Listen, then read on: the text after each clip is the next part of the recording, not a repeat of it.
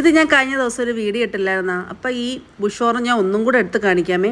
ഹസീനാത്തയുടെ ടെറസിൽ ഒരു ചാക്കിൽ നിൽക്കുന്ന ബുഷ് ഓറഞ്ച്. നമുക്കിത് ആർക്കും നിഷ്പ്രയാസം വളർത്താം. നമ്മുടെ ഈ ചെടിക്കടയൊക്കെ നഴ്സറി ഉണ്ടല്ലോ, ചെടിയൊക്കെ വിൽക്കുന്ന നഴ്സറിയിൽ കിട്ടും. ഒരു 100 രൂപ 150 രൂപ റേറ്റിന് നമുക്കൊരു കുഞ്ഞ് തൈ വാങ്ങിച്ചുകൊണ്ട് വെച്ചാൽ മതി. കാ പിടിച്ച് നിൽക്കുന്ന തൈ അങ്ങ് വാങ്ങിച്ചാൽ മതി. ഏത് കുഞ്ഞ് തൈയാണെങ്കിലും അതിൽ കായ് കാണും.